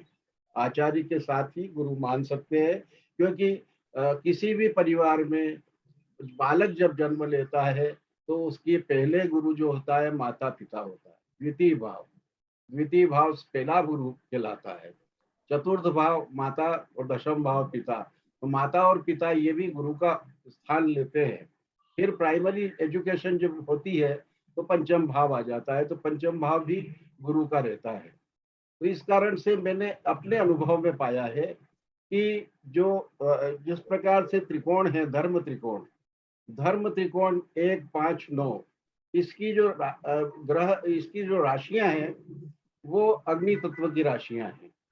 तो अग्नि तत्व की राशियां जब तक फलीभूत ना हो, जिसमें, क्योंकि एक्टिवनेस तभी आएगी आदमी में जब अग्नि तत्व प्रबल होगा, आदमी में भावना होगी कुछ कर गुजरने की। तो कुछ कर गुजरने की भावनाएं तभी होंगी कि जब वो अग्नि तत्व, जब धर्म त्रिकोण जो है, जब कभी भी मोक्ष त्रिकोण के भाव के स्वामी से जब संयोग करेगा तो निश्चित रूप से उसमें कुछ करने की भावना आएगी, उसमें ईश्वरीय शक्ति प्राप्त होगी, उसको इष्ट बल प्राप्त होगा। अभी जो विद्वानों ने कहा उसमें श्री गुप्ता जी ने भी कहा कि अष्टम भाव, तो मोक्ष त्रिकोण 4, 8, 12 जो है, तो 8वां और 12वां भाव, जो 8वां भाव है गहराई वाला है और 12वां भाव समुद्र है, अथाह समुद्र, जिसमें से चुन चुन करके आप निकालते जाइए, आपकी ज्ञान की जो पिपासा शांत हो तब तक निकालते जाइए। तो उसका संयोग अगर आपका 1, 5, 9 के साथ में 4, 8, 12 के ग्रहों का संयोग होता है तो निश्चित रूप से ईश कृपा भी होती है और उसको कुछ काम करने की भावना आती है, मानता रहता है, जीवन में कुछ करने की इच्छाएं जागृत होती है और वो कुछ करता है।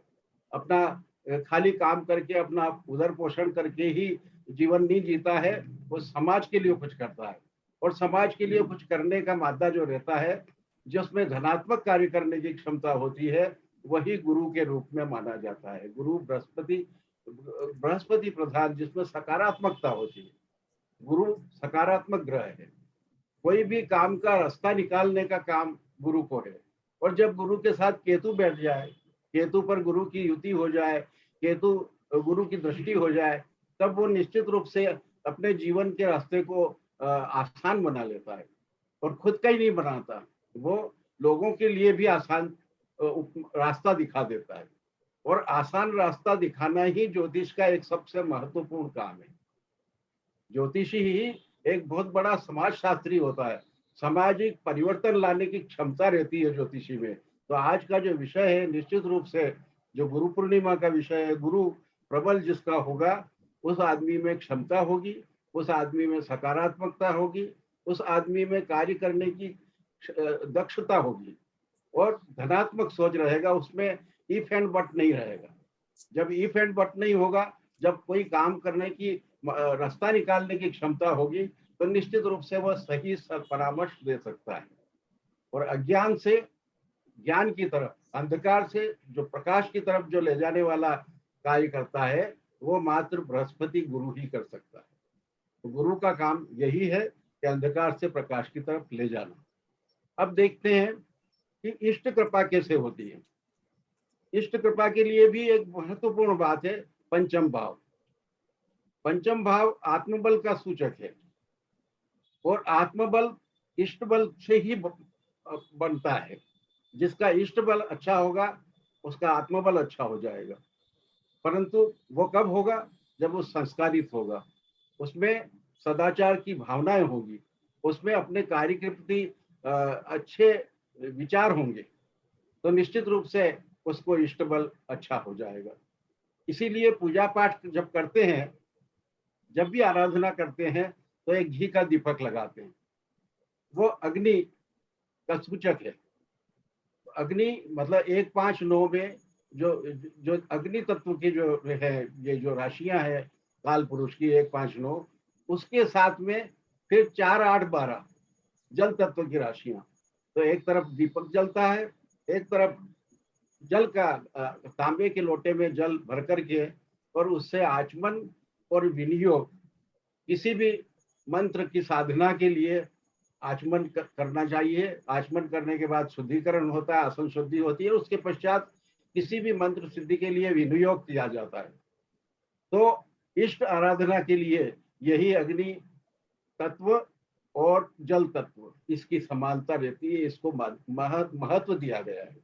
तो अग्नि तत्व और जल तत्व जब महत्व मिलता है, जिसमें इस प्रकार से धर्म त्रिकोण और मोक्ष त्रिकोण के ग्रहों का जब समावेश होता है, तो निश्चित रूप से उस आदमी में भी इष्ट बल प्राप्त होगा, आध्यात्म की क्षेत्र में वो काफी ऊंचा बढ़ेगा। मैंने बड़े बड़े संतों की कुंडलियों में देखा है कि उनकी पत्रिका में 4, 8, 12 के भाव के स्वामी 1, 9, 1, 5, 9 के साथ हुए हैं।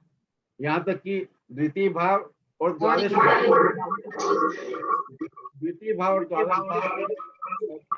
ग्रहों की स्थिति उच्च रहती है। ऐसी स्थिति में इष्ट बल प्राप्त होता है। तो मैं अपनी चर्चा को समापन करूं उसके पहले मैं सिर्फ अध्यात्म हमारे जो आद्य शंकराचार्य जी को प्रणाम करना, क्योंकि मैं नहीं भूलूंगा, इसलिए कि उन्होंने अपने अनुभवजन्य ज्ञान के द्वारा छोटे छोटे उपाय बताए सौंदर्य लहरी में। सौंदर्य लहरी एक ऐसा ग्रंथ है जिस ग्रंथ में छोटे उपाय के साथ में ग्रहों के शुभत्व को की वृद्धि करने का बताया गया है। तो ऐसे जन कल्याण के उद्देश्य से रचित सौंदर्य लहरी के रचयिता और इस पूरे विश्व में ज्ञान प्रकाश फैलाने वाले आद्य शंकराचार्य जी को मैं आज गुरु पूर्णिमा पर्व पर प्रणाम करता हूं, ताकि उनकी अप्रत्यक्ष आशीष को सदैव अपने साथ भी रखता हूं, ताकि उनकी कृपा से, जैसे कि उन्होंने भज गोविंदम स्तोत्र बताया है, तो भज गोविंद गोविंद को भजते हुए हम अपने आप को कृष्ण को भजते हुए गोविंद को प्राप्त कर सकते हैं। तो यही एक विशिष्ट बात है कि धनात्मक ऊर्जा के साथ साथ अगर हम कार्य करेंगे तो निश्चित रूप से इष्ट बल भी प्राप्त होगा और गुरु बल भी प्राप्त होगा। गुरु की कृपा भी रहेगी, गुरु का आशीर्वाद मिलेगा और हम अच्छे सत्कार्य करने में आगे अग्रसर हो सकेंगे। मुझे समय दिया इसके लिए निशा जी, आदरणीय ऋषि कुमार शुक्ला साहब का बहुत बहुत आभार व्यक्त करता हूँ। धन्यवाद। बहुत बहुत धन्यवाद सर। श्री पांडे सर, आपने बहुत संक्षिप्त में और बहुत अच्छी बात कही, बिल्कुल गागर में सागर भरने जैसी बात समझा दी। एक एक शब्द अपने आप में बहुत वजन लिए हुए और सटीकता कहते हुए था। आदरणीय श्री शुक्ला सर से निवेदन करूंगी, सर अनम्यूट करिएगा। जी निशा जी। जी सर, अब आपके भी कुछ।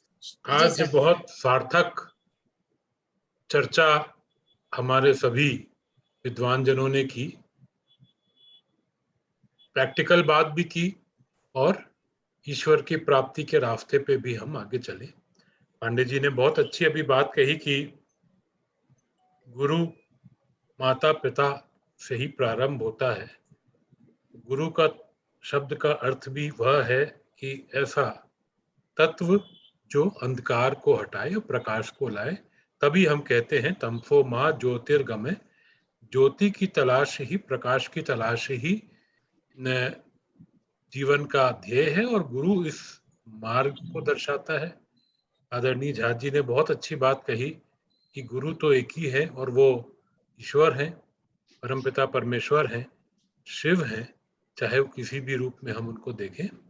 पर कई बार ईश्वर चूंकि इटर्नल है, उनको अब किसी माध्यम से कोई निमित्त भेजना पड़ता है, तो प्रथम गुरु के रूप में वह माँ को भेजते हैं। और मुझे लगता है कि गुरु पूर्णिमा पे समस्त माँओं को प्रणाम करना हमारे लिए बहुत आवश्यक है।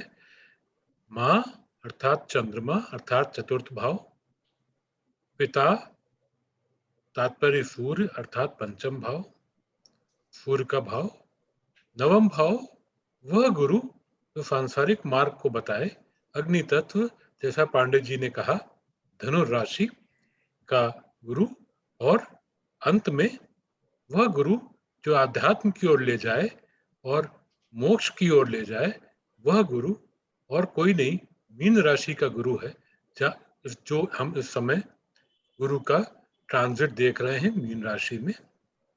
तो ये सभी अलग अलग प्रकार के गुरु मिलकर के हमें रास्ता दिखाते हैं और हम जब तक हम ये पाएंगे कि हमारा मार्ग सुगम है, सरल है, तब तक यह हम पाएंगे कि हम पे गुरु की कृपा है, आशीर्वाद है। मेरा ये मानना है कि बिना आशीर्वाद या ब्लेसिंग के आप कभी भी कोई भी कार्य सफल नहीं कर सकते। कृपा आनी चाहिए, और वो कृपा चाहे माँ लाए, चाहे पिता लाए, चाहे गुरु स्वयं लाए, चाहे ईश्वर लाए, कृपा तो बनती है। बिना कृपा के हम लोग आगे नहीं बढ़ पाएंगे। आज के इस बेला में हमारे सभी सुधी श्रोता और दर्शक हमारे साथ जुड़े, सबने इस एस्ट्रोवर्स की जर्नी में हमें मार्ग और दिया और संबल दिया। मेरा विश्वास है कि हम सब, आप सबके सहयोग से, आप सबके साथ रहने से हम लोग इस यात्रा को और बढ़ा सकेंगे, और प्रकाश पुंज को बढ़ाने की यह जो धारा जो गुरु ही दे सकते हैं, और हम उनको ही अपना इष्ट मान करके चल रहे हैं, उसकी ओर हम आगे बढ़ सकेंगे। आप सब ने इतना सहयोग दिया, उसके लिए आप सबका मैं बहुत आभार व्यक्त करता हूँ। विशेष करके जो हमारे वक्ता हैं, अजय भांबी जी, यूके झा जी, हरिमोहन गुप्ता जी, चानी जी, हेमचंद पांडे जी, वाईगांवकर साहब हमारे पास जुड़ते जुड़ते रह गए। हमें लगता है कि अवश्य रूप से हमें ग्वालियर में रोशनी लाने का कोई इंतजाम करना चाहिए, वहाँ बहुत कठिनाई है। तो जब रोशनी आएगी तो हम उनके साथ फिर जुड़ेंगे, फिर बात करेंगे। यह परिचर्चा पूर्ण नहीं हुई है, क्योंकि गुरु की तलाश का मार्ग कभी पूर्ण नहीं होता। हम हमेशा उस मार्ग पे चलते रहते हैं, परंतु आज इसको हम शायद एक विराम दें। बहुत अच्छा सार्थक प्रयास हुआ। मैं अनुपम जी और निशा जी को बहुत बहुत धन्यवाद देता हूँ कि उन्होंने इसको आयोजित करने में इतना मेहनत और इतना प्रयास किया। नमस्कार। थैंक यू सर, बहुत बहुत धन्यवाद सर आपका भी। सभी सदस्यों से मैं एक और निवेदन करना चाहूंगी जानकारी के साथ साथ, कि एस्ट्रोवर्स ने अपनी ये ज्ञान, बोध और शोध की यात्रा करते हुए पहला कदम बढ़ाया है आगे की ओर। उसके लिए इसकी अपनी स्वयं की वेबसाइट है। स्पॉटिफाई, यूट्यूब, फेसबुक, इंस्टाग्राम पर भी आप चेक कर सकते हैं, और वहां पर अपने कमेंट्स जरूर दीजिएगा, और अपना खुद का भी सहयोग देने के लिए ऑडियो, वीडियो, रिटन में अपने आर्टिकल्स देते रहिएगा। और हमारी ये सभी साइट्स को आप देखिएगा, वेबसाइट्स को भी देखिएगा। आगे हम जल्दी ही इस परिचर्चा का सेकंड भाग लेकर आएंगे, बहुत जल्दी करेंगे, इसी उम्मीद के साथ कि इसी प्रकार आपका आगे भी हमको सहयोग मिलेगा। धन्यवाद सर, आज की परिचर्चा यहीं समाप्त करते हैं। सभी का बहुत बहुत धन्यवाद और आभार। नमस्कार।